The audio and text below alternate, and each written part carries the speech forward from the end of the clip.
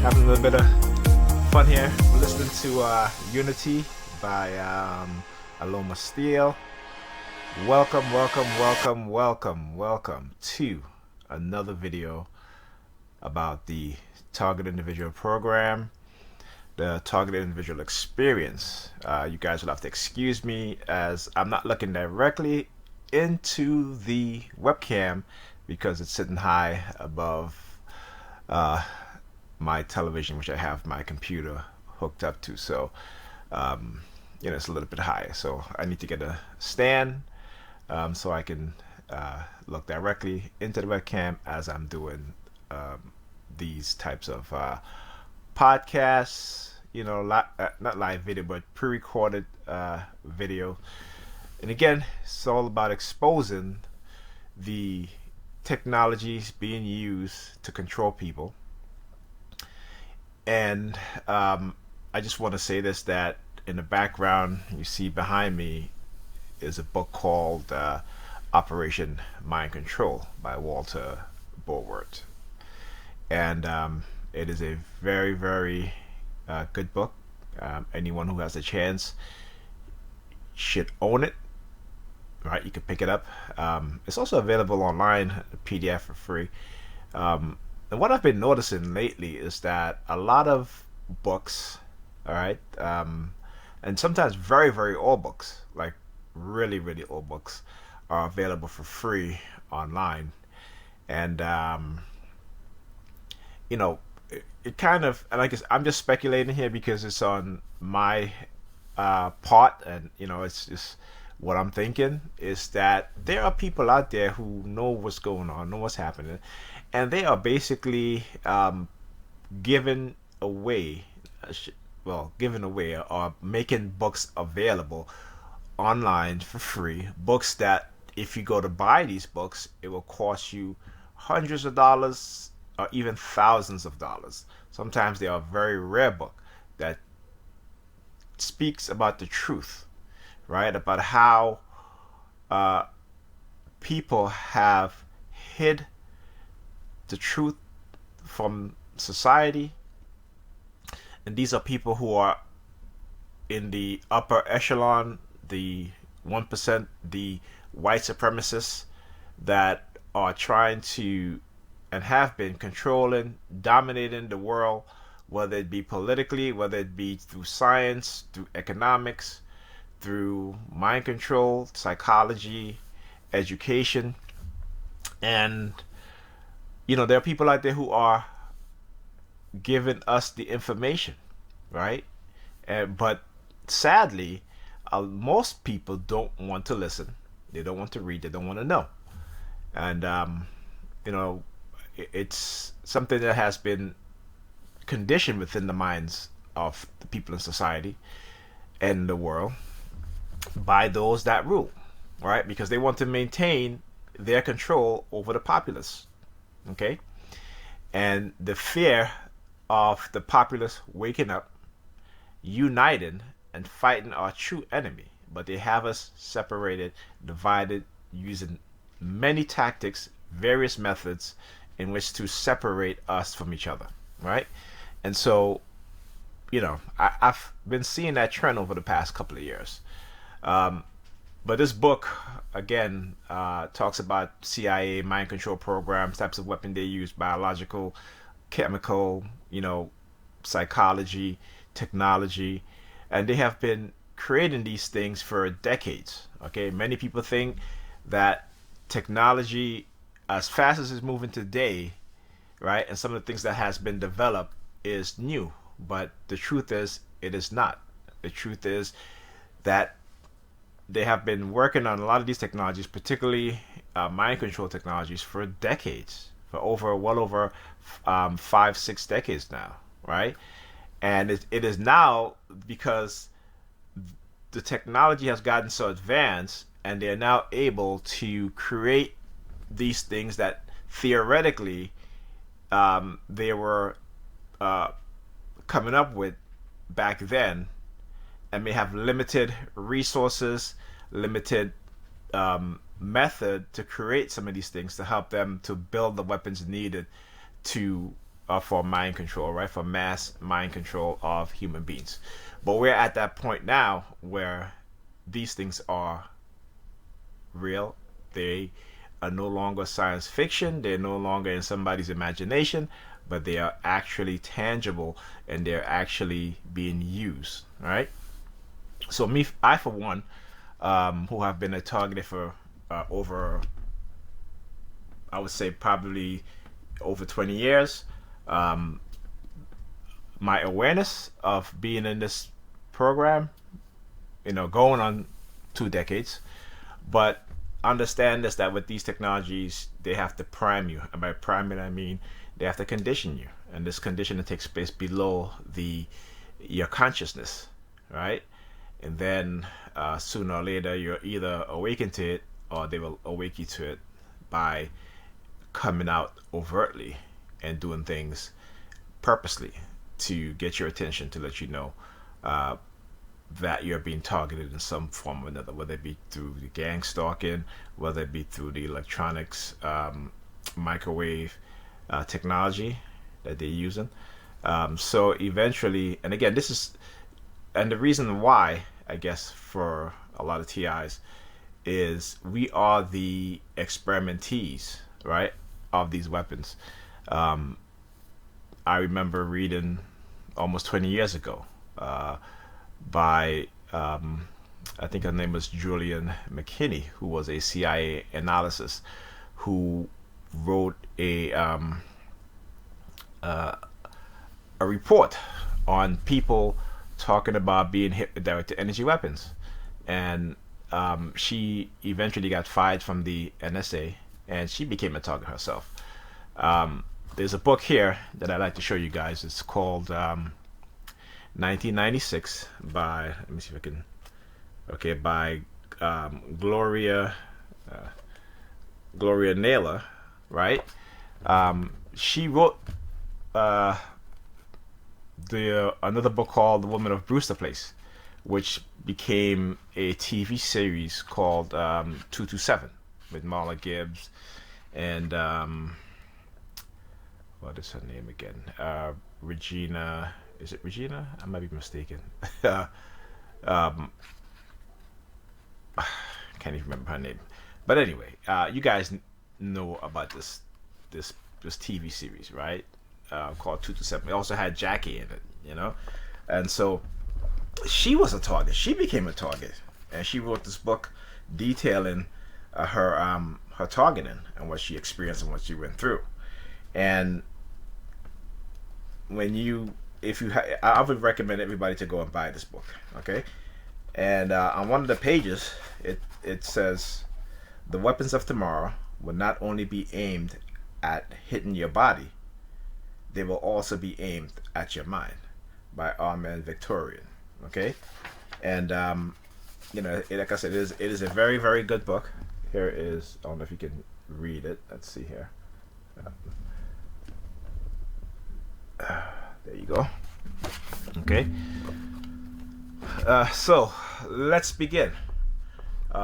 First, let's talk about the psychological program, right, in which you are put into alongside the experimentation using these technologies, the directed energy technologies, using microwave radio wave frequency. And again, there are many people out there that they use to try to discredit us as targeted individuals. And so the one thing that I like to do, especially when I do my videos, again, is go to sources, right? And go to reputable sources. And so that way, if they try to discredit, right, they will not be able to, right? And this is something that we as TIs have to understand, because I've seen and heard too many TIs talking about things, right, which may be true, but then they don't give you any sources of where they found that information from, okay? And then on top of that, because again, we're living in the world today where there's a lot of stuff available over the internet, and people may ask, well, what is a credible source, right?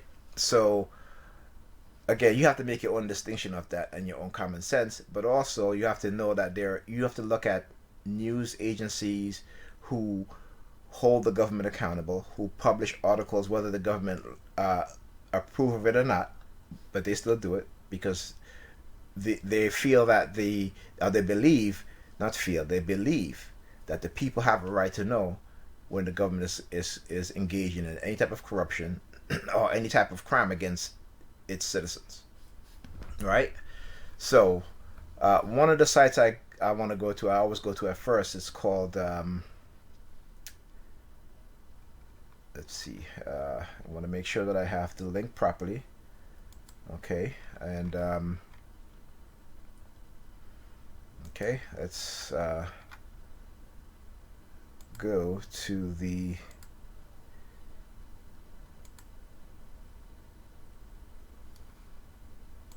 all right, here we go.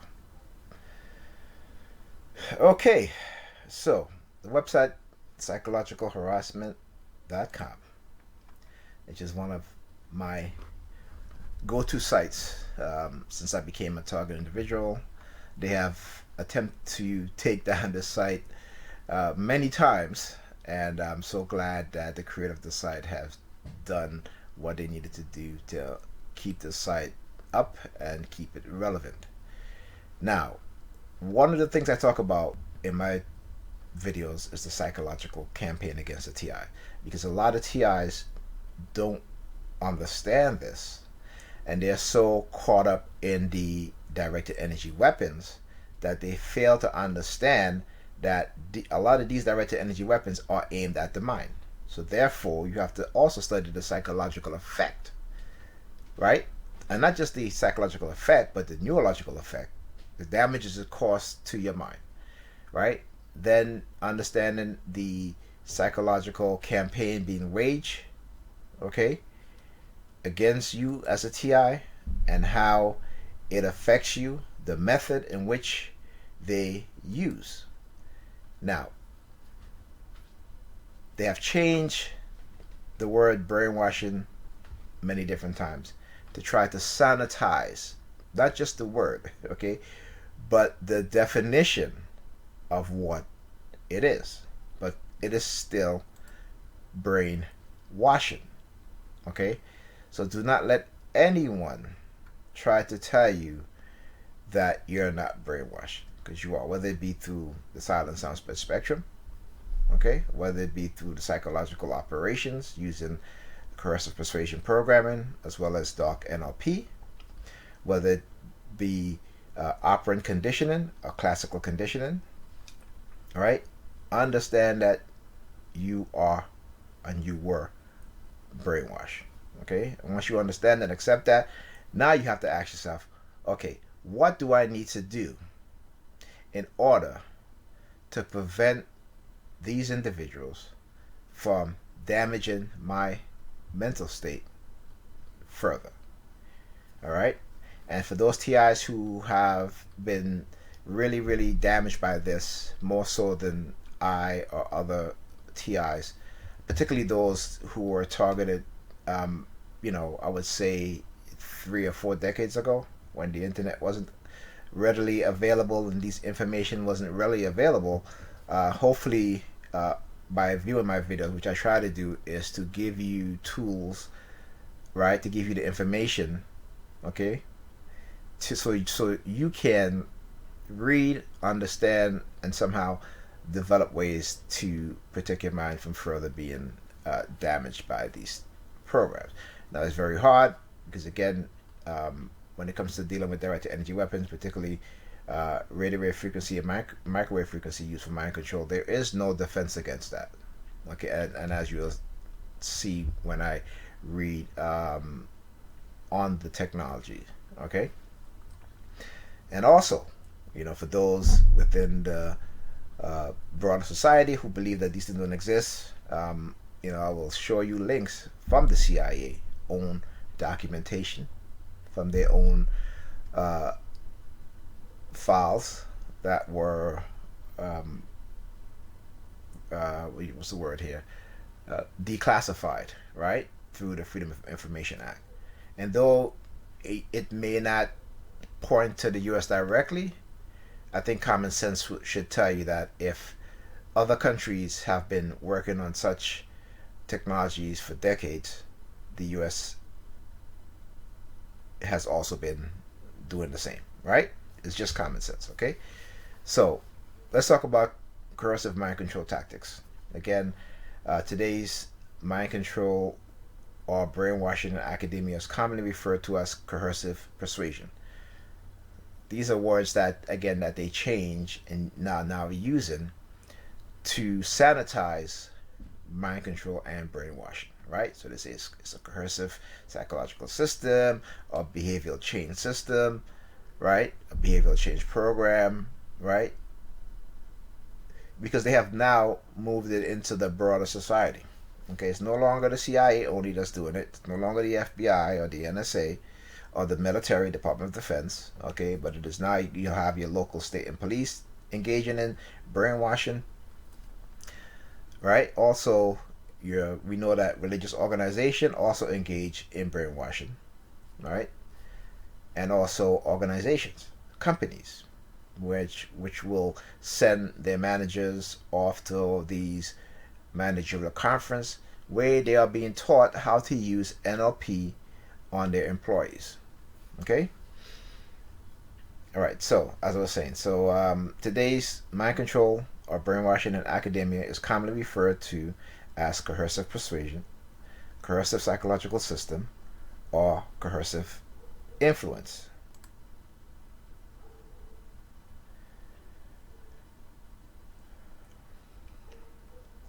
The short description below comes from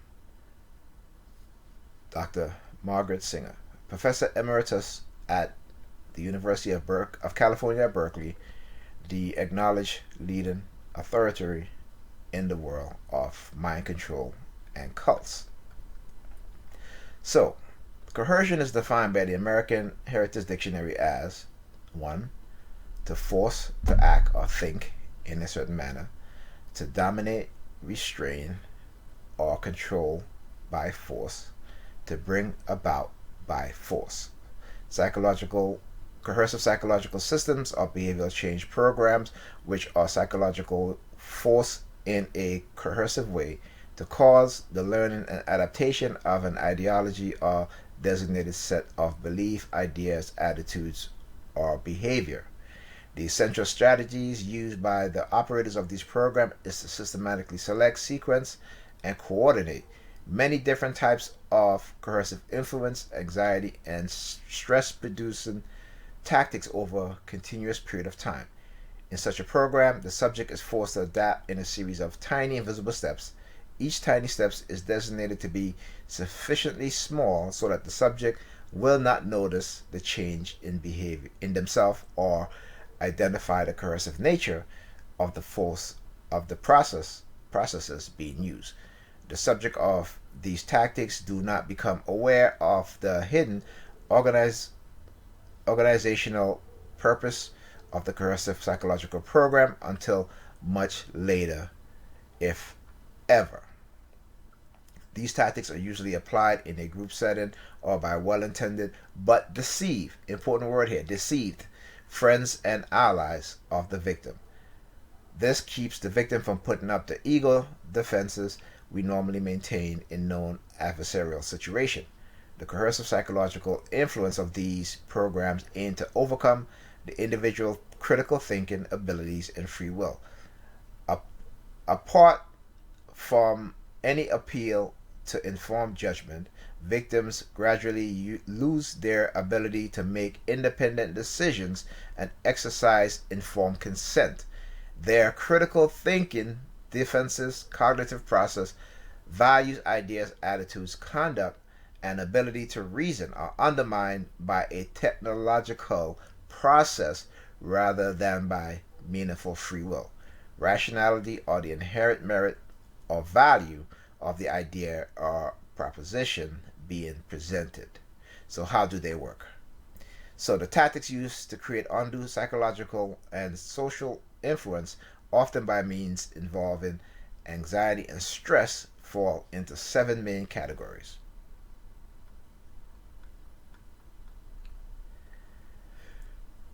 Tactic 1, increase suggestibility and soften up the individual through specific hypnotic or other suggestibility increasing techniques such as extended audio, visual, verbal, or tactile fixation drill, excessive exact repetition of routine activity, sleep restriction, and nutritional restriction.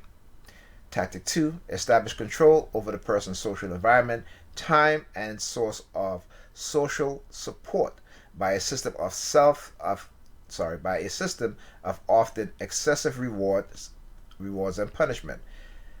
Social isolation is promoted. Okay, and I'm not going to read any further. Tactic 3, prohibit disconfirming information and non-supporting opinion in group communication. Rules exist about permissible topics to discuss with outsiders. Communication is highly controlled. This is why a lot of TIs don't want to talk about their targeting, because they are afraid of what they're being subliminally told, right? Tactic 3. Okay, did that. Tactic 4, make the person re-evaluate the most central aspect of his or her experience of self and prior conduct in negative ways. Now, this is just a definition, but it's not also in negative ways. For example, if you do any sort of research on government mind control programs and tactics, they would take black leaders, right, and basically torture them into changing their belief system, right? Basically trying to condition them to not fight against a system that has systematically brutalized and negatively conditioned their people. So it is not only in negative ways, right, but in ways that the state or the government feel is a threat, or those that are in power feel is a threat to their way of life, right? So it's not always a negative prior conduct. Efforts are designed to destabilize and undermine the subject's basic consciousness, reality awareness, worldview, emotional control, and defense mechanism. The subject is guided to reinterpret his or her life story and adapt a new version of causality. Now, if we see this today all over the internet, where you see people are pushing wild conspiracy theory, right? Now you have to ask yourself, okay, why is this being done?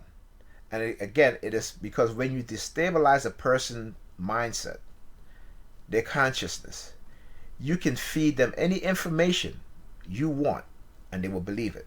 You can drive them into paranoia, you can drive them into violence, you can drive them into suicide. All of these things are being done, again, not just to target individuals, even though it is concentrated amongst our group, right? Because again, we are the experimentee of a lot of these government non-consensual human experimentation, which is again goes against the Nuremberg Code, but they have circumvented and created new ways in which they can try to get around this. And I say try, okay? Tactic 5, create a sense of powerlessness by subjecting the person to intense and frequent action and situation which undermine the person's confidence in himself or herself and his or her judgment.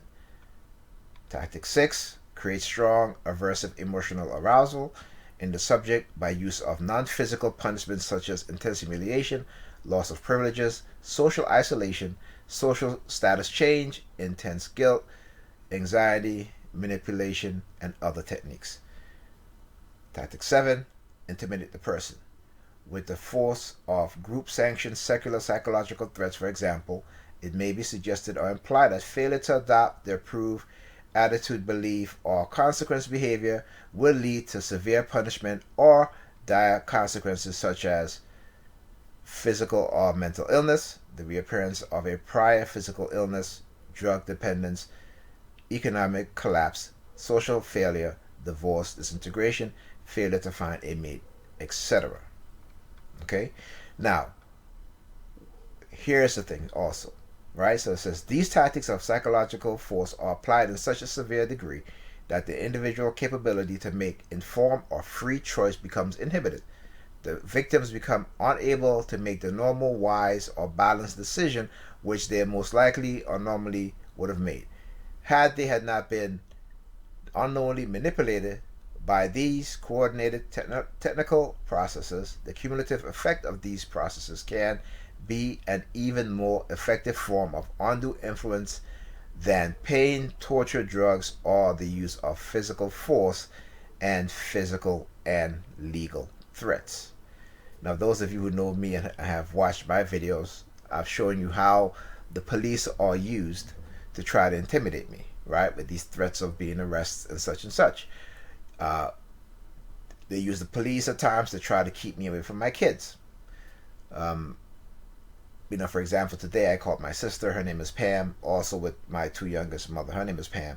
And as I hang up the phone with her, immediately followed by police sirens. Now, I have not heard police sirens all day, and even now, I have not even heard them, except for when I got off the phone with my sister Pam, right?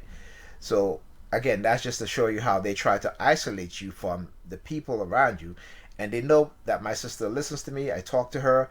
She is a form of support, and so they are trying to get me to not call or speak to her with the use of every time I call or she calls me and we speak afterwards, there will be police sirens going off outside. Okay, so let's move on because I don't. This is going to be a pretty long video, and I don't want to make it too long now.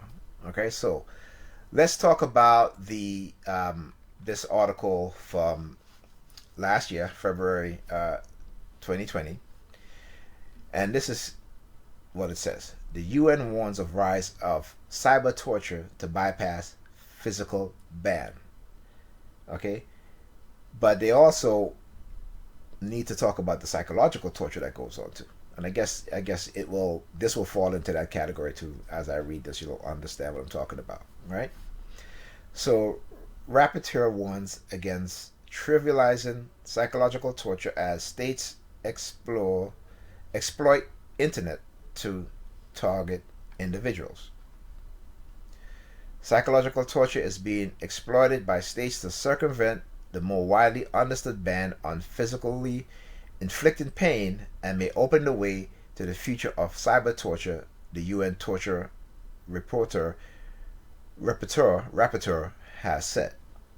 Niles Melzer, professor of international law at the University of Glasgow and the UN's special rapporteur on torture and other cruel, inhumane, or degrading treatment or punishment, is cautioning that the internet could be used systematically to target individuals remotely through intimidation, harassment, surveillance, public shaming, and defamation.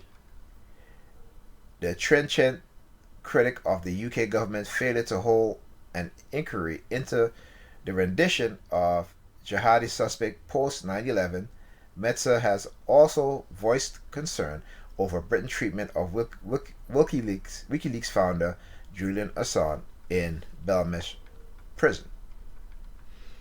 Later this month, the professor, who is Swiss, will present a report to the UN Human Rights Council in Geneva, highlighting his concern over continuing development of psychological tortures and legal misconception about what conduct is prohibited by international treaty. His comment coincided with the UK release of a documentary, Eminent Monsters, a manual for modern torture, which investigates covert CIA funding in the 1950s of techniques developed by the Scottish-born psychiatrist Dr. Ewan Cameron. The documentary, directed by the BAFTA-winning filmmaker Stephen Bennett, shows how patients were subject to sensory deprivation, forced comas, LSD injections, and extreme physical pain and mental torture at the Canadian research establishment run by Cameron. Those techniques, the documentary claimed, were forerunners of methods used on so-called hooded men who were subjected to white noise, put in stress positions, threatened and deprived of sleep, food, and water, and beaten after being arrested during internment in Northern Ireland in 1971. Similar techniques were later inflicted by U.S. forces on jihadi suspects detained in Guantanamo Bay. In a 2018 judgment, after the Hoodedman case was reopened, the European Court of Human Rights reaffirmed that abuse of the 14 men almost 50 years before amounted to inhumane and degrading treatment, but did not constitute torture. That distinction, Metzer argued, is wrong.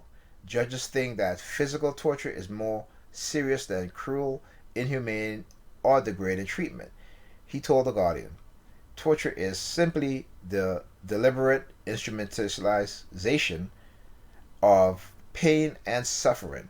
Consequently, psychological torture methods are often used to circumvent the ban on torture because they do not leave any physical marks. And this is why a lot of people don't want to believe targeted individuals when we talk about psychological torture that's being take place on a daily basis, because again, they're smart and they know that by psychologically torturing, by creating weapons to psychologically manipulate the human mind, no one will believe the suspect because again, it leaves no physical mark. It's not to say if I got punched in the face, I have a black eye, a busted lip, to show that as proof. With psychological torture, there is no physical mark, but there is a psychological mark that you can identify. Okay?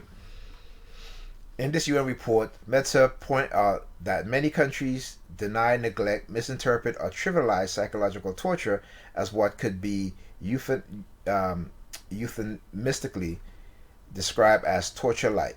Therefore, real torture is still predominantly understood to require the infliction of physical pain or suffering. Okay, so I am not going to read all of this article, but I just want to read a couple parts here, right? Cyber technology can also be used to inflict or contribute to severe mental suffering while avoiding the conduit of the physical body, most notably through intimidation, harassment, surveillance, public shaming, and defamation, as well as appropriation, deletion, of manipulation of information. Already, harassment in comparatively limited environment can expose targeted individuals to extremely elevated and prolonged levels of anxiety, stress, social isolation, and depression, and significantly increase the risk of suicide. Okay, so I'm just going to end right there, and we're going to move on to the next article. Right? And this centers on the directed energy part of this discussion. The use of microwave and radio wave frequency to psychologically manipulate, harm, destroy a person's mentality, to drive them into paranoia and suicide. The secret history of diplomats and invisible weapon. And here again, right, if you guys go back and you guys read the articles about what happened to the U.S. diplomat in Cuba first and then China, and the response of the U.S. government, whether it be the actually not the State Department, because the State Department said it was microwave weapons, but the FBI and the CIA said that it's crickets, right, and no such weapons exist. Which again, this article is going to prove that that's a lie. So, because again, they think that they've programmed society to be dumb and not, believe in these things. That's why they made those statements. Oh, it's just crickets. Like, crickets don't cause neurological damage. Crickets don't cause psychological damage. Okay, the sound of crickets. So come on, right? So this article, written in 2017, right? The alleged use of sound weapons against U.S. embassy officials in Cuba hark back to the Cold War medical mystery. It wasn't a mystery. They knew exactly what was happening, what was taking place, and why is I don't want to read that. Okay, so here we go. All right. Wow. So I've had this document open up all this time, not a problem. But now, um, it seems that I have to subscribe now, right? So let's see if I can get this right. So this month, the State Department revealed that American diplomats based in Cuba have suffered from possible hearing damage. Since then, hysteria over a sonic weapon has exploded, and the number of diplomats said to be experiencing health effects, which may include brain damage, has also now increased. We hold the Cuban authorities responsible for finding out who is carrying these health attacks, Secretary of State Rex Tillerson said. The device or possible weapon that was used to cause these effects apparently made no sound. Yet, there is no credible evidence that such a non-audible device could cause the damage described. It turns out this isn't the first time the U.S. government suspect a foreign government of targeting its diplomats with a secret invisible weapons. Again, you see? All right, we're just going to have to refresh this, all right? So, come on. All right, well, I guess they went to a subscription type thing now, because I've read this entire article before, never had this issue, this never popped up. Now it is. So you guys get to see and understand how these things, how they operate, and how they try to prevent people from seeing, obtaining this information. Because now you have to pay for it, right? Okay. All right. So let's see if I can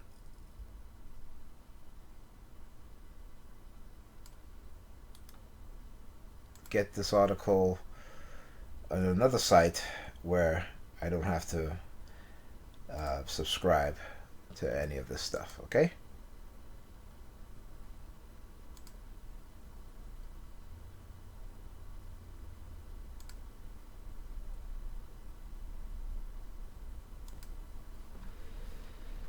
Okay, so welcome back.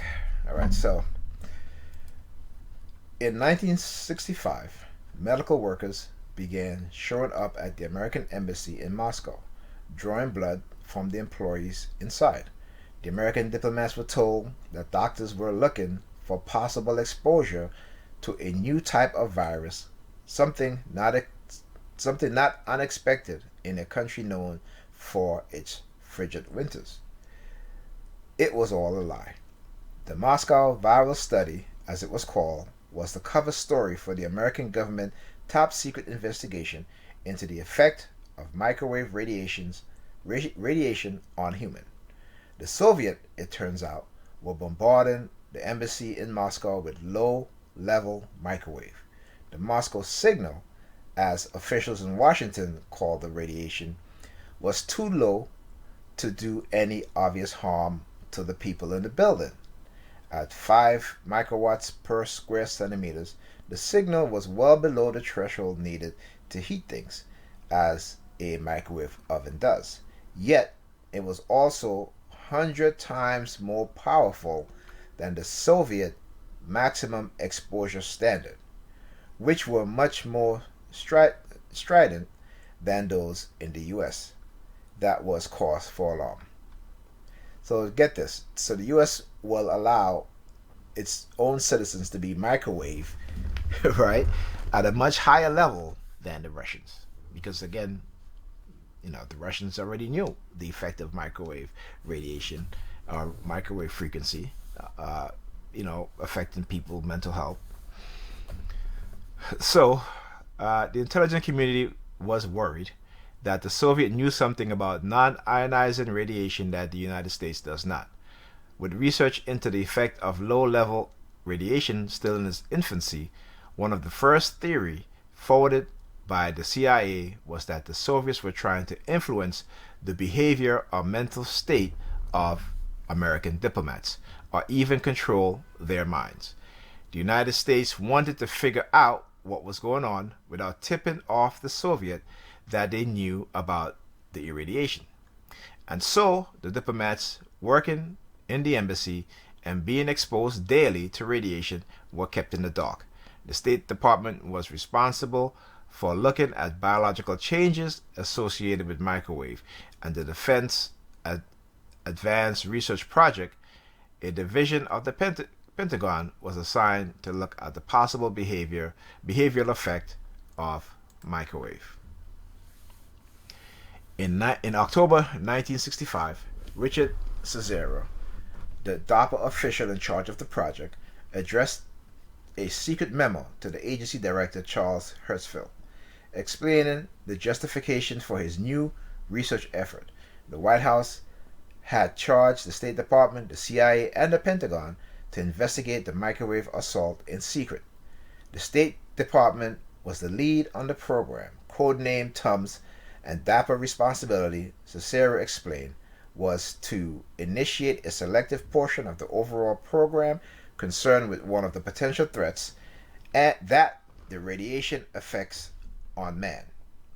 Thus was born DARPA Program Plan 562, better known by its code name Project Pandora, an exploration of the behavioral effect of microwave and one of the most bizarre episodes in the history of Cold War science.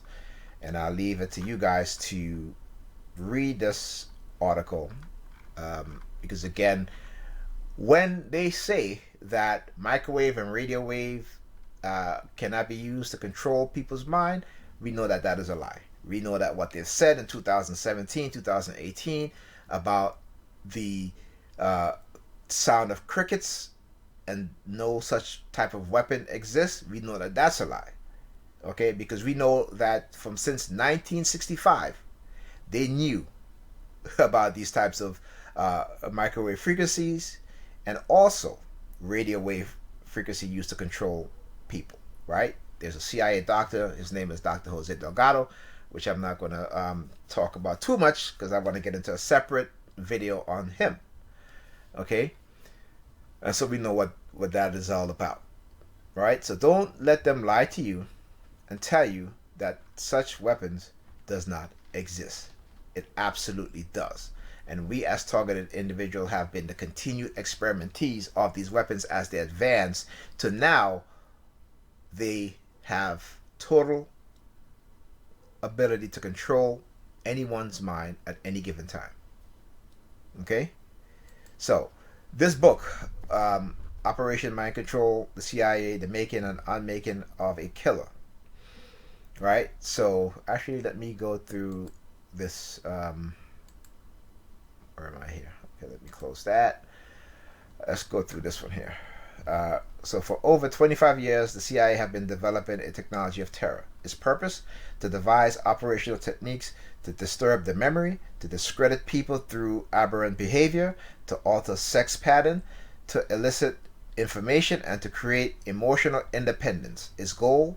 To program individuals to carry out any mission of espionage or assassination even against their will, even against such fundamental laws of nature as self-preservation. Now, I'm going to bring this up. Doesn't mean that I'm, a homophobic. But when you look at, particularly in Atlanta, where you have so many, and Atlanta is the mecca of, I guess, the Black American city, right? It is where you have a lot of Black entrepreneurs, and a lot of Black businesses, and a lot of wealthy Black individuals. And how the men in Atlanta are living double lives, right? They're what they call undercover, right? Meaning that they're married to a woman with children, but then they go out and have sex with other men, okay? This technology I believe, is responsible for this, for the vast increase of Black men engaging in homosexual behavior. That's not to say that the totality of people being homosexual is the cause of this weapon. What I'm saying is that if you look at the trend, particularly within the Black community, within the past 20 years, okay, or 25 years, of the increase of homosexuality, also lesbianism within the black community, right, has seen an exponential growth, right? And I believe that it is because of these technology that this has happened. Okay, and I get more into details with this as I do more programs on this topic. Okay, so now against the background of more than 2,000 CIA documents and 1,200 pages of testimony, Operation Mind Control tells the story of our hidden government failure. Those people who, despite memory smudging techniques, can still recall and relate the shocking details of their experience. All right, and I just wanted to just read this part of the book, and you guys can get this book online. Let me close this up. You can get this book online. For some reason they made it available online. I don't know, they might take it down, but you guys can download the PDF if you so will. I'm not. Maybe I shouldn't even say that. But it is available online. Okay, I mean, you guys can buy it, right? But it is available online. And let me go back and say, okay, well, look, it's available online. If you want to download it, you can. It's up to you, right? So anyway, next article, and which I'm going to talk about here, particularly synthetic telepathy, which all target individual experience. And this is from Pulse Tech Research, right? This is by Richard Allen Miller, who wrote this. And I remember reading this in about maybe 2005, 2006. But his name was Dr. Richard Allen Miller, which is now changed. They dropped the doctor to Richard Allen Miller, right? And people should also look up Dr. Alan H. Frey's work in terms of the holographic concept of reality. Okay, so at first, let's talk about what is called synthetic telepathy, which I'm not going to read all this. I'm just going to scroll down to this part of the PDF, and this is a 39-page PDF that you guys can download. You guys can read online also. Okay, so synthetic telepathy. In 1975, researcher A.W. Guy stated that one of the most widely observed and accepted biologic effect of low average power electromagnetic energy is the auditory sensation evoked in man when exposed to pulse microwave. He concluded that at frequencies where the audible effect can be easily detected, microwave penetrates deep into the tissue of the head, causing rapid thermal expansion at the microscopic level only, that produce strains in the brain tissue. An acoustic stress wave is then conducted through the skull to the cochlea, and from there it proceeds in the same manner as in conventional hearing. It is obvious that receiverless radio has not been adequately publicized or explained because of national security concern. Today, the ability to remotely transmit microwave voices inside a target's head is known inside the Pentagon as synthetic telepathy. According to Dr. Robert Becker, synthetic telepathy has application in covert operation designed to drive a target crazy with voices or deliver undetected instructions to a programmed assassin. Right? This technology may have contributed to the death of 25 defense scientists variously employed at Marconi Underwater and Defense System I'm trying to pronounce this word here, ESM and GEC. Most of the scientists work on highly sensitive electronic warfare program for NATO, including the Strategic Defense Initiative. It is claimed that directed energy weapons might have been used to literally drive these men to suicide, and 291 accidents. Right? The next major development in ELF weaponry was the concept of a biological amplification of these signals at the cell level to perpetuate and set up resonance for more sophisticated information transfer. This was the beginning of using more than one technology in a stack to do something more, while this was implied. It was never developed in the holographic concept of reality. Okay? Alright, let me just scroll down here. A lot of technical stuff that they talk about. So, Frey and Messenger confirm that a microwave pulse on a slow rise time was ineffectual in producing an auditory response, only if the rise time is short, resulting in effect in a square wave with respect to the leading edge of the envelope of radiated radio frequency energy. Thus, the auditory response occur. This is why we don't hear ordinarily radio or TV signals. Now, remember back in the days, you hear people talk about, about the radio and the RF signals, that, this is how they mind control people through the television. That is absolutely correct. Okay? No doubt about it. Right? So now we talk about the silent convert to voice FM hypnosis can be transmitted using a voice frequency modulator to generate the voice. It is a steady tone near the high end of hearing range, 15,000 hertz, plus a hypnotic voice varying from 300 to 4,000 hertz. These two signals are frequency modulated. The output now appears as a steady tone like tetanus, but the hypnosis embedded. The FM voice controls the timing of the transmitter pulse. Right? So I talk about silent sound spectrum, which I'll talk about here. The mind-altering mechanism is based on the subliminal carrier technology, the silent sound spectrum. Now, how many years have you guys heard me talk about silent sound spectrum? All right, sometimes called S-Squad or Squad.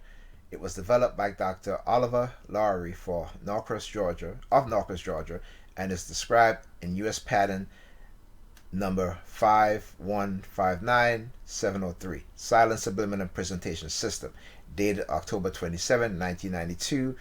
The abstract from the patent reads, a silent communication system in which non-aural carriers in a very low or very high audio frequency range or in the adjacent ultrasonic frequency spectrum or amplitude or frequency modulated with the desired intelligence and propagated acoustically or vibrationally. This is how they damage my back. Not I. This is how they damage my back. Early on in my targeting in 2002, I began to have vibrations in the lower half of my body. Sometimes it would be so strong that I would grab my hip to make sure that if I had a phone call coming in, and when I grabbed my hip to reach for my phone wasn't on me. And I kept saying, well, what is going on? What's happening?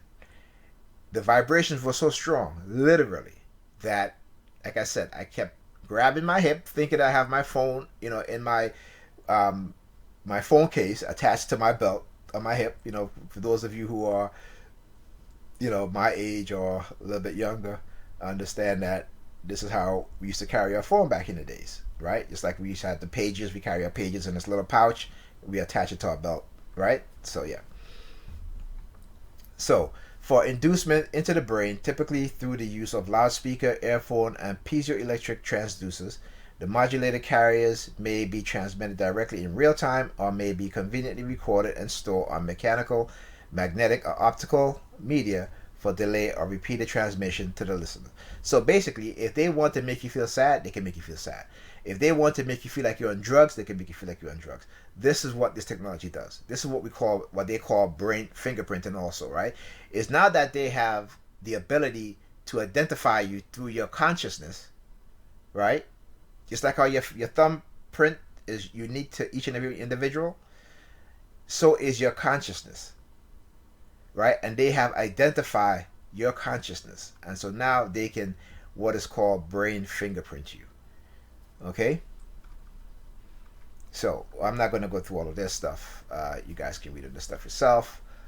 And, okay, so now we'll go to let's go back to this page here. Now we will go to the videos, right, in which I will be explaining, right, in my targeting, what is happening. I have been a targeted individual for well over 20 years, 2 decades. Okay? And so when I decided to started to do video recording about what I was experiencing, many people didn't believe me at first. But when they started to see strange things happening, you know, people started to say, you know what, I believe you, man. I've seen this. Yes, you're absolutely correct.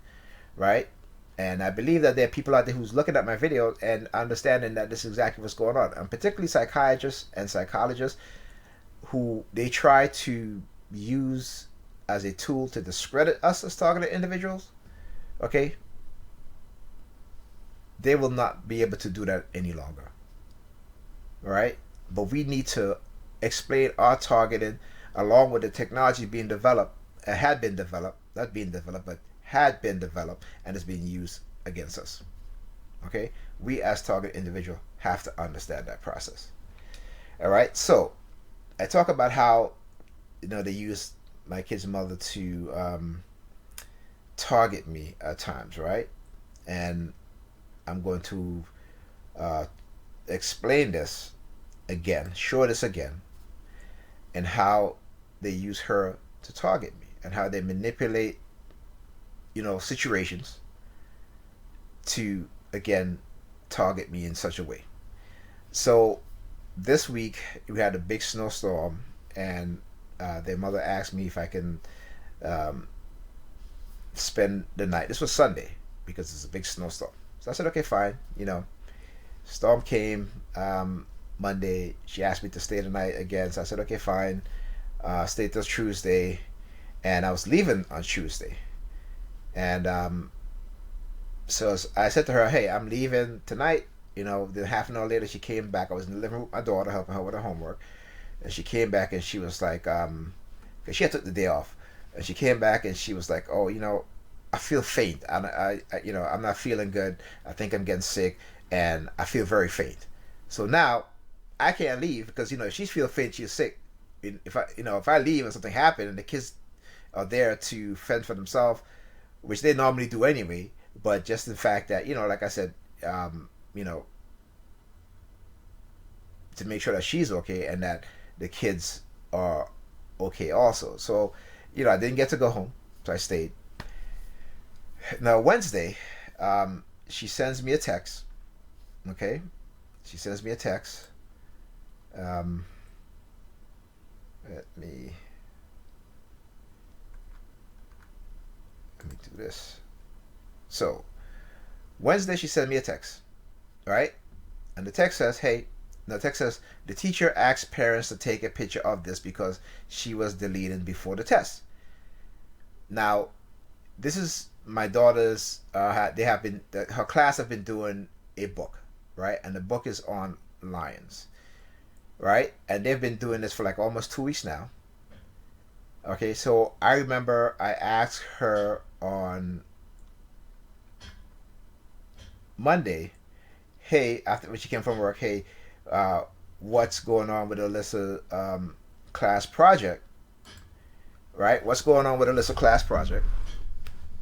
And she said, I don't know. I don't know. She's like, you got to ask the babysitter. So Tuesday, she called the babysitter. I was talking to him, and he was like, yeah, the information is on Jamboard, right? Whatever she did it on Jamboard, so everything is there. So I'm like, okay, cool. And, so on Tuesday, they were going through, I was sitting with her in her class. They were going through the book on lions and, watching videos about lions and putting in their own information and, just put in something that they've read and they included besides what was in the book that they were reading. So I had her read other books on lions and put certain things in there, and they were doing the conclusion. So here's the thing, though. Wednesday, I get a text from her, and again, as I was going through the Jamboard documentation, right? I see, as you guys can see here, this is a book about lions. So why do they have a picture of a hand with the palm facing, out so that you can see? And remember I talk about the palm fixation drill, how people will walk in front of me, they'll put their hand behind their back with their palm open up just like that. How Pam would do that when she comes in the house sometimes. From sitting in the living room, she'd walk into the living room, turn around, put her hands behind her back with her palms open towards me. Then, after I start exposing that, she puts her hands down now, but now when she walks in front of me, she'll turn her hand so I can see the palm of her hand while she's walking away, right? Because again, she don't, whenever I confront her on certain things, they'll go and move into the subtle part of it now. Well, they'll still do it, but very subtly, right? Or she'll do it and walk away very quickly, or if she's passing by, she'll do it and, walk and go into her room. These are some of the things that they do. So why is it that on Wednesday, right, that you're sending me this? She said the teacher asked parents to take a picture of this because she will be deleting before the test. So she said to me, well, I sat in with her on, what was it, Tuesday? Because I was a little tired. She had taken a day off. So I said, all right, fine. Okay, but you only take a picture of this page. There are 8 pages, right? Because on Wednesday, when I was in her class, the teacher, I took a picture of all of the pages, not just one, all of the pages. So again, this is again how they use her to send me subliminal message, right? And here is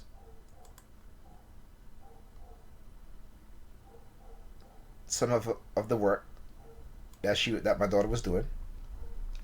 Okay, let's go up here.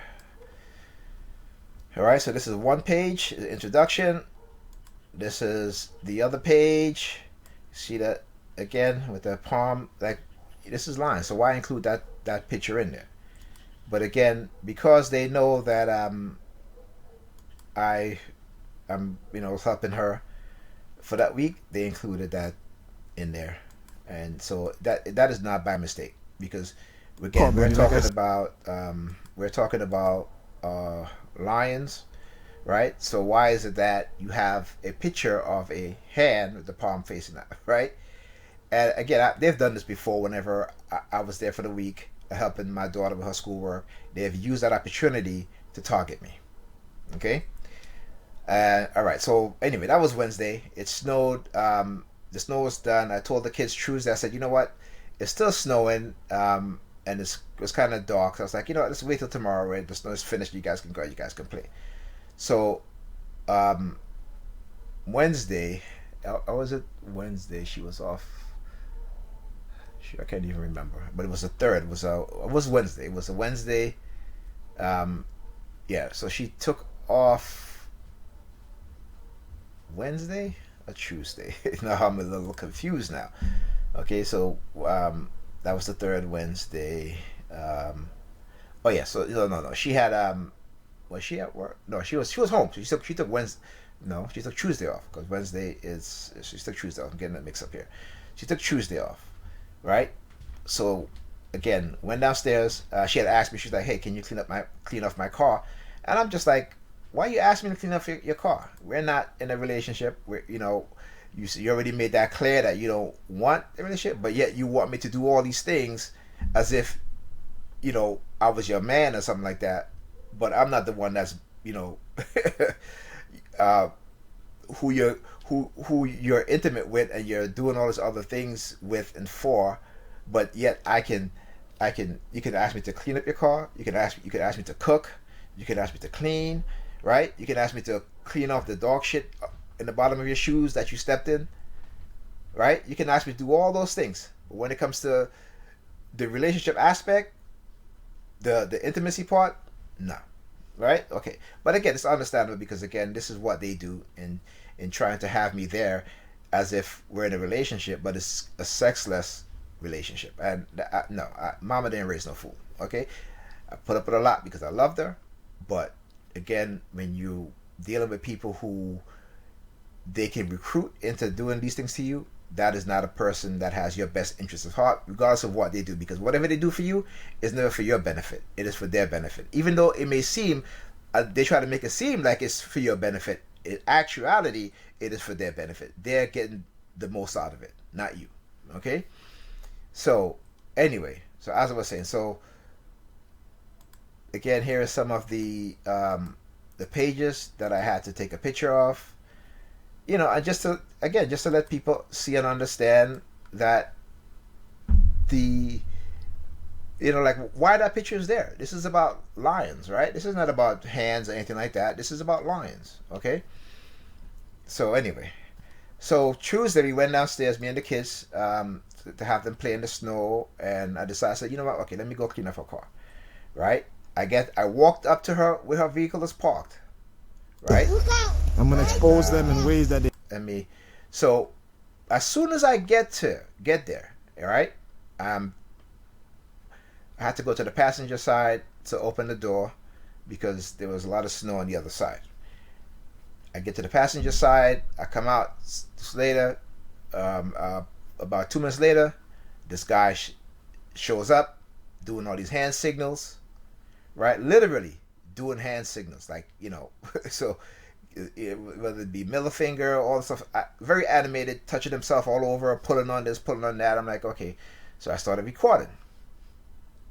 Yeah, you can see, look how twisted these motherfuckers are. So I come out here to clean off Pam's car, and a white dude comes over.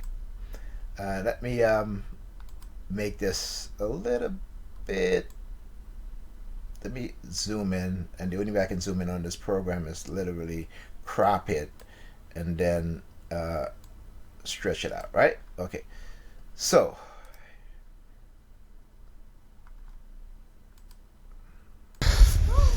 targeting me, standing there at the corner, right?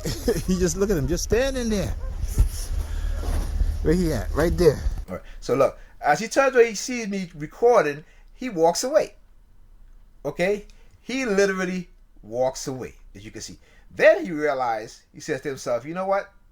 Damn, by doing that, I just basically gave confirmation that, yeah, I'm there targeting this guy. Okay? So then you'll see he starts to walk over again. He takes off his headphones, right? Looks at his phone. That's what they do. Right? And you know what? I didn't even see this part here. I kind of missed this this part, which I am going to let's go back here. Oh, trying to do a little bit of editing while this this thing is going on here. So let me crop it in this manner. That way it can be easier. Okay, and I'm going to explain to you guys also how the use of colors, how it plays into this targeting. Okay, so let's go back. I want you to look. So this is where he sees me recording. He starts to walk off. Okay, he comes back around, looks at his phone, right? Takes off his headphones, right? Now what is he doing? Is he taking off his mask? What is he doing? Oh, you see, he's playing with his mask because, again, he wants. That's the hand signal, right? Sorry, let me put my hands down for those TIs who are looking at this video. So you'll see the number. I mean, he'll put like 4 fingers, which they normally would do. Okay, so you see right there, or 3 fingers. Depends. I guess three fingers means that they're trying to say that you're crazy. 4 fingers, meaning that I don't even know what that means. Either I kind of associate it with, like, trying to get people to target me. Now you see there's an individual, I think it was a woman that walked by, and she's wearing an orange hat. And again, this is all synchronized, right? So he looks at his phone, right? Then he turns around, looked at the woman that was just walking by with the orange hat. Okay? Then he looks at his phone again, right?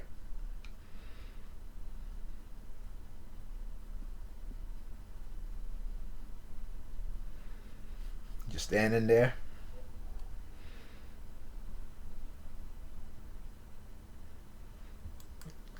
Okay, now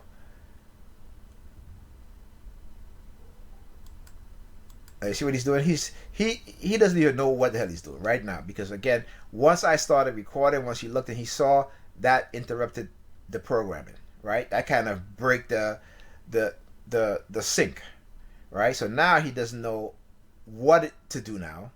So he's just gonna stand there doing all the stuff, fidgeting, you know, like I said, just doing all kind of stuff with his hands. Then he puts his headphones back on. Okay. Looks at his phone again. You'll see he keeps looking at his phone.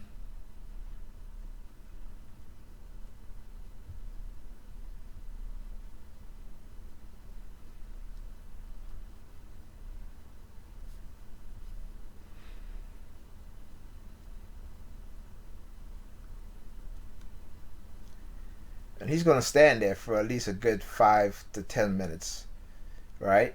This is after, you'll see this video is going to come to an end, and he stood there, right? He stood there for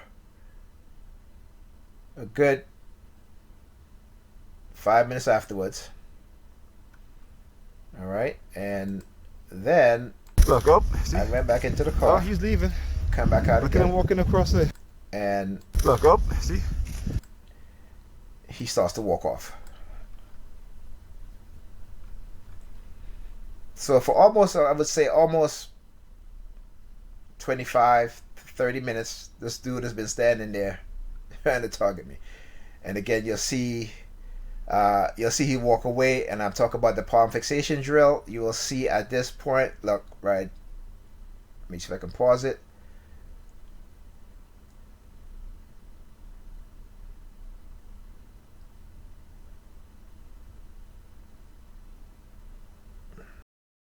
Kind of went back to, okay, let's see, closer. Let's go here. Okay, now right. Did I miss it? Jeez. It's too. Right there. You see how he grabs his headphone, right? And you'll see he puts his hand in his pocket, just like that, only to take it back out again. Now, there's nothing in his hands. Okay, there's nothing in his hand. You take it back out. You just put it in, because again, he knows I'm recording. So again, it's the palm fixation drill, that sort of thing, you know. And again, it's because what they're trying to, the subliminal message is that will not be in a relationship, will be alone, and masturbate, right? So what do you use your wrist for? As a man or a woman, you masturbate, right? Which is fine. I mean, hey, everybody does it. There isn't the one person that can say they don't masturbate. All right, so come on. All right, but anyway, this harkens back to other types of experiments that they have done to black people, particularly those who they try to say is not mentally capable, right? I mean, you guys hear the stories about these women in the South, these poor women who they literally took away their ability to have children, right? Meanwhile, there was nothing wrong with these people psychologically and mentally. It was because they were poor, right?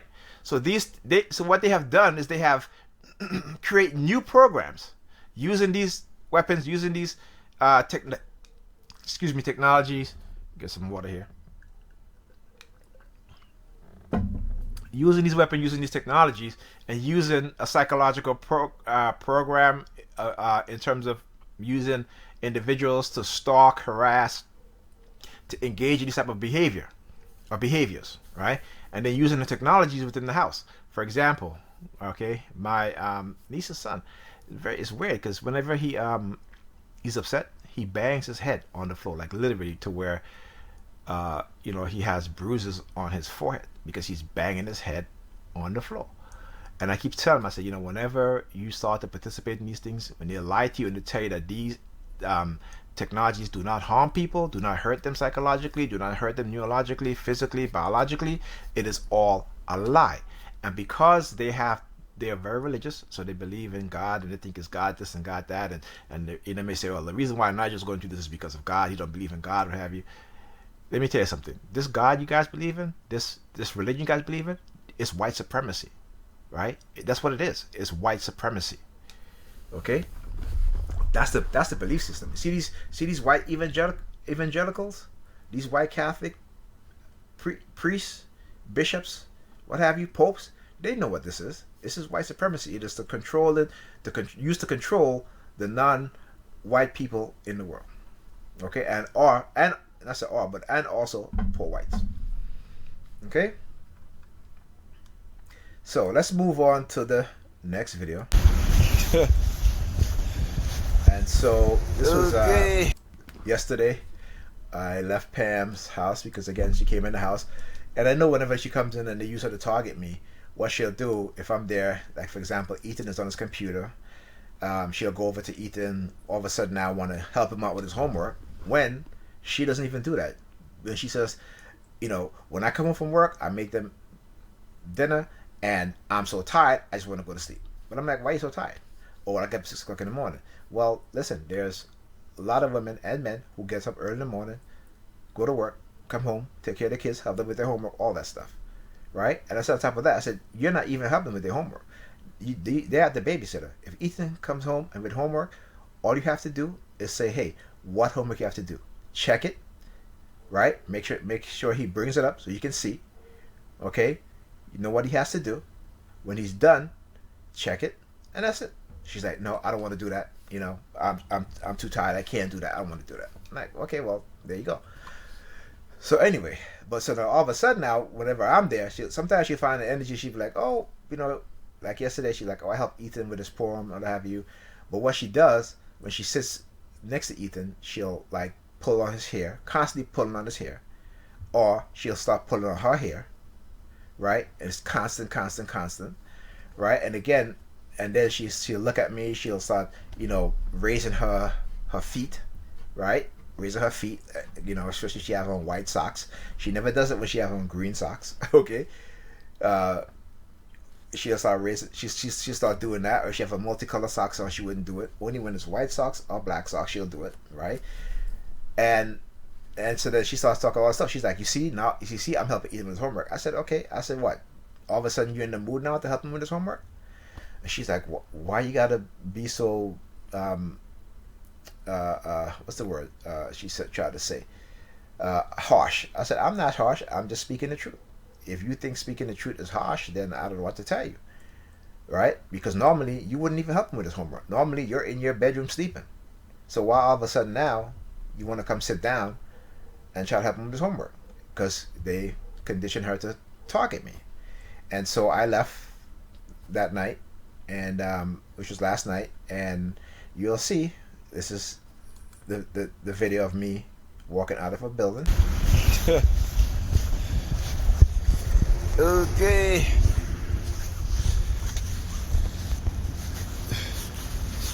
And here you'll hear me explain when I talk about what I just read about the microwave frequency weapons, the silent sound spectrum. This is what happened. This is what's happening. Yes. All right. Everything good? Yeah, not bad.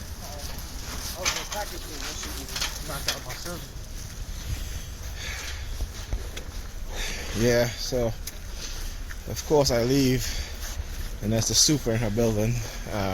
No guy that was talking to me. They use him to target me. Whenever we get into argument, I come downstairs, he's there, right? And guess what happened? Whenever I see him, like out loud, the voice in my head says super. Right? And this is true in every case. Because again, they try to say, well, we'll give you a choice, right? If you stay, we're going to target you. And all through the week, right? There have been fire trucks. Even yesterday, throughout the day, fire trucks, noise campaign. All throughout the afternoon, right? So then, because again, they're trying to, it's funny what they do, because sometimes they want me to stay, they'll try to target me so I can stay. Other times, they try to target me so to leave, right? So, for example, when was it? When I wanted to leave on Tuesday, she was talking about how I feel faint and all this stuff, and then in my mind I was like, you know what, I'm leaving anyway, right? Then immediately after I said that, there was a whoop whoop police siren that was going off, right? Now that's not the reason why I stayed, because I actually was going to leave just to be like, you know what, well, if you're going to wait outside to try to target me, let's go, you know. But then, you know, I got to think about my kids, and I'm like, you know what, I can't do that and leave the kids in that sort of position, because again, this is what they want you to do, right? So anyway, as I was saying, so every time we get into an argument, go downstairs, this guy's always there, he's the super. And every time I go downstairs, when I see him, it's like that loud inner voice, super. That's what it says in my, in my head, right? That's the transmission I receive. Right. So that is the remote neural monitoring, that is the silent sound spectrum being used, that technology, to broadcast the word super in my head and in a loud voice, if that's even possible. But you got. All right. So now you'll see, here he goes, another white guy. You're gonna see he's coming. He's turning right here, and you'll start to see he start to do the hand signal. So you see he sees me, right? All of a sudden, you'll see he start doing these hand signals. All right. Let me see if I can zoom in so you guys can get a better shot of what it is that he is doing. Let me here. All right.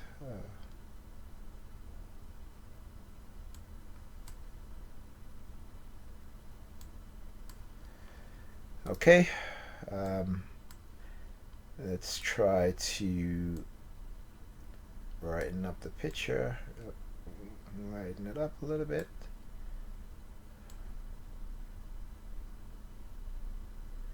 Okay, and let's go. So he puts his hands over his mouth.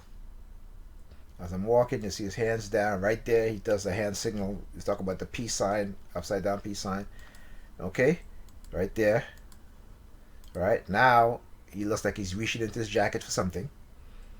Okay, but he's not. Okay, and you'll see as he walks closer to me, you'll see right now his hands is grabbing his jacket. Right, as you see as he walk past, he's going to let his hands go, and you see the forefingers. Let's go back slightly, and you see how he closes his eyes because he thought I was going to target him back too. All right, so right there. Okay, as he does the forefinger, right?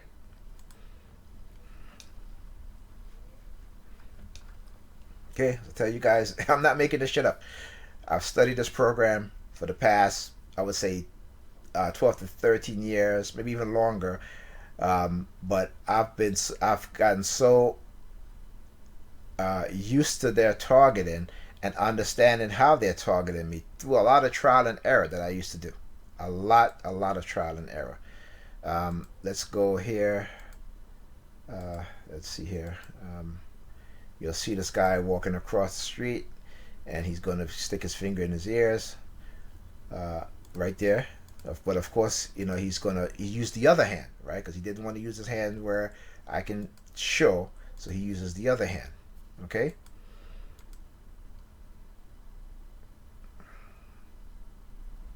All right, because they're trying to get me to, you know, not go over by Pam, not take care of the kids. Like I said, even today, you know, after speaking with Ethan, also followed by sirens, right? So let's go to the next video. Cause this one is funny. This one is like you guys gonna really start to see the campaign. Actually, no, this was I was on the bus. I got on the bus. Yeah. That was a conversation.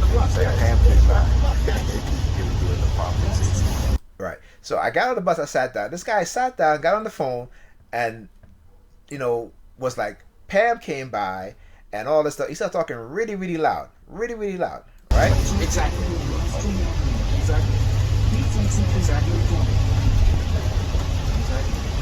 And you see how you keep repeating the word exactly, exactly, exactly? Because this is what Pam would do when she's on the phone with me, when they get her to target me, and she's like, bye, bye, bye, bye. So again, I understand the conditioning taking place here, right? The power of association, right? Dark NLP triggers and anchors. And you know, it's about she's sitting down while timer and then her friend was dancing, blah blah blah. So they, you know, like I said, they think they're slick, but they're not. And this is again exposing what it is that they are doing. You can't make this shit up. So you really can't. I get off the bus. This dude walking by me and swinging his bag. So I get off the bus, and this dude, again, they wait, because he was at the corner, probably waiting for me to get off the bus. As soon as I got off the bus, he came by swinging his bag with all the stuff in it, and the bag bust. Right? So I'm like, why would you swing your bag? You have all stuff in your bag bust. I was like, okay. So now that, and again, it's done purposely, right? So all the stuff out of his bag, right, end up, some of it fell down, some of it fell right by my feet. And the whole shit, look at this, look at the movie. The bottle of whatever this is. This is like Head and Shoulders, what have you, right? So you have all this stuff here, right? He turns around, he walks back. Look at him over there. Right? He picks up a garbage, a bag out of the garbage can, right? With all garbage in it. Now look at what he's going to do. Look what he's going to do.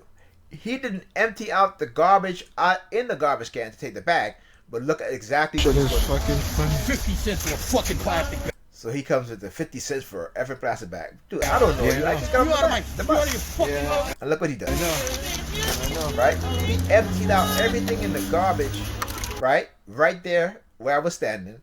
Right? And on top of that, all of his shit that's on the floor, he got that shit all mixed up now with garbage. Right? Alright. And I'm just like, wow. Yeah, I'm so glad I'm catching this shit. Because like I said, people are not going to believe me when I tell them the shit. And then guess who passed by? But none other than the NYPD. Right? Who are people would not believe me. Overseers of So, these, of course, the bag is going to bust, and it is meant to. Right? This is all a charade. This is street. Yep, that's what exactly it is. It's a charade, and this is what you call street theater. So I'm going over to the back. Talked about before, right? Earlier on in my targeting, right? Oh yeah, and then the fact that he came over and he was like, 50 cents for an effing bag. And I'm like, 50 cents? 50 cents not for a plastic bag, bro. A small bag like that, okay, it's either 10 cents. The most they'll charge you is probably 25 cents. 50 cents. So let's talk about how they use cultural appropriation in terms of your targeting, right? So at the time, 50 Cent had an album. The album was called Get Rich or Die Trying. Alright, so at the time I was starting my photography business, right? And then, you know, trying to leave the job that I was at. And every time I went to a job interview, they will have somebody in front of the building where I'm supposed to go into for the interview. Yeah, you look at that. You like my shoes, man? I know it's nice, right? Yeah. Yeah, and then they're walking by and then they all staring down at my shoes. So you're looking at it. So you're looking at my boots, my brown boots, right? So anyway. Now watch this, right? At my boots, my brown boots. Now see the woman coming out of the bank, right? So I want you to watch this. Anyway. So yeah. She gave me the middle So finger, but in a very subtle way, boots, right? my brown boots. Right. So anyway. Right there.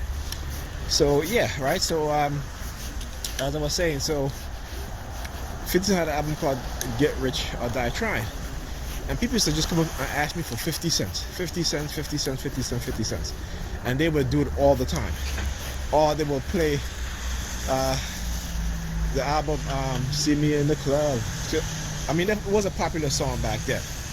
But again, how they do these things is they do it in a strategic manner. So wherever you are at, they're constantly playing their song, right? It's not as if you walk 6 or 7 blocks and you hear different songs. It is always the same song playing. Again, this is what is called conditioning, the repeated things that they do. If you want to condition somebody, you do things repeatedly, right? So yeah. So anyway, so you see, he goes into the garbage, right? Takes out the garbage and throw all the garbage out on the snow, right? Where some of the things that was in his bag fell to. He didn't care, because again, this is all an act in a show. So I am so happy that I can catch this and put this on video. That anybody try to tell you anything different, trust me, they're bullshitting you and they're masking what it is that they're trying to do. Okay, I am telling you because I have studied this program for the past almost 20 years. Okay, I've taken psychology. I understand. Middle finger as he's sticking his hand. Yeah, fuck you too, buddy. Off conditioning, you know. Look at this guy. Right, which is one. You talk about classical conditioning, right? You talk about Now look, operant right? conditioning. You see? Operant, like you give me the middle finger as he's sticking his hand. Yeah, fuck you too, buddy. I guess, like I said, it's all because you talk about again, operant. I guess, like I said, they try to make you homeless, right? Penniless, and so they try to take away my disability. They talk about operant conditioning. Since that didn't work. Right. Let me edit this. So I'm gonna zoom in on what he was doing. Okay. Let me.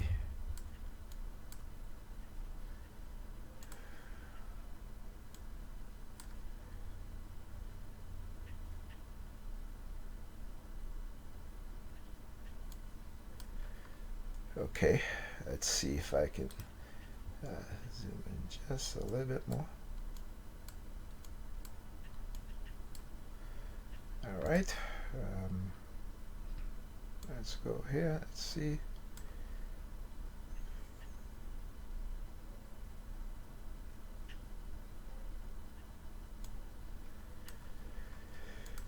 Okay, so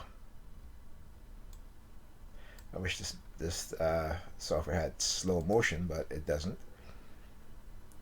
Which is one. You talk about classical conditioning, right? You talk about watch. So see the four fingers, operant, right? Conditioning. Oh, I missed the middle finger. Missed the middle finger. So you see the four finger. Condition. And then I see, operant. you know, in fact, let me just let it play. Let me let it play, and so you guys can see. All right. Right. You talk about operant, conditioning operant, and like you give me the middle finger. The forefinger, middle finger, and he looks yeah, fuck you too, buddy. Okay. I'm glad. So again, I'm sure you guys, this is, you know,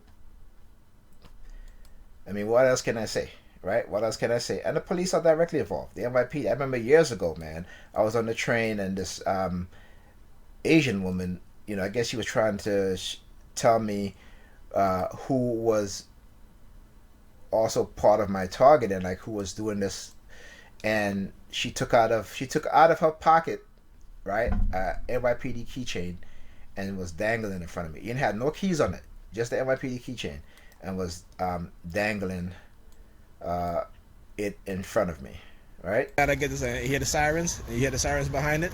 Right. You hear the sirens behind it? As this guy was doing, so this is what I'm doing, right?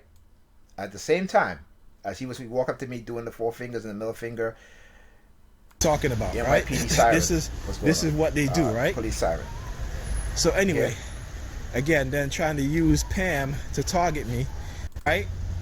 Okay, so when they use people, anyway, and then it's on top of. Let me. And you hear the also. There's constant car honking, right? So if I'm in my house over by Pam, on her block, when they're not using the fire trucks, when they've been, you know, when they draw attention to themselves, all of a sudden there'll be no fire trucks, no police sirens, no ambulance sirens. Then they'll move to car honking, right? So with the remote neural monitoring, all that stuff is going on, they move with the car honking. So like I said, so they will always find a way to engage in a noise campaign against you and to make you know that you're still on the remote neural monitoring, because there'll be some form of noise. So if no car honking, what happened? Upstairs, neighbor upstairs, banging on the floor, banging on the floor. right?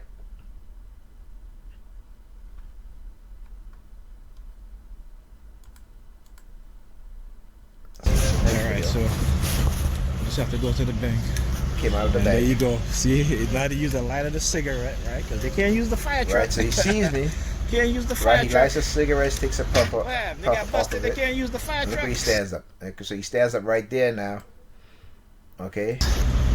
Guess they can't use more. Right, so let me. I'm telling you, they are. Then they want to say I'm crazy. Like literally, these people are out of their friggin' mind, right? But it's because they following the instructions of the police that basically tells them what to do, that engage in this psychological campaign. But like I said, I'm going to expose them in a way in which they never thought it would have ever been exposed. And they may try to discredit me and say I'm crazy or whatever, because that's what they're going to do, right? This is no different from those police officers who claim racism on the job. And what do they do? They tell them to go get a psychological evaluation. And those same police officers engage in this type of behavior against me and others like me, us TIs, right? So it shows you the mentality that is created within this program. That the same people that if they go into, especially these black and Latino officers, when they go and they complain about racism, right, they do the same thing to them, right? They tell them they're crazy. Go see a psychiatrist. Go get help, right, in order to discredit them.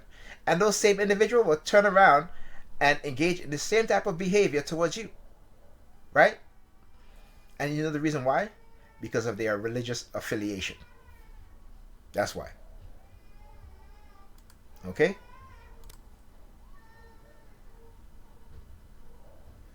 So, let's go back.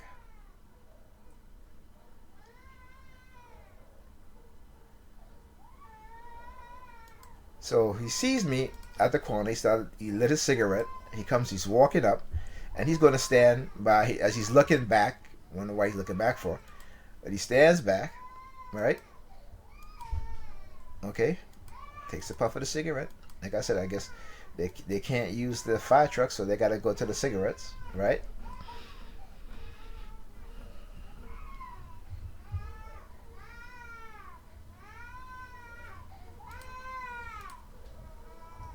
Okay.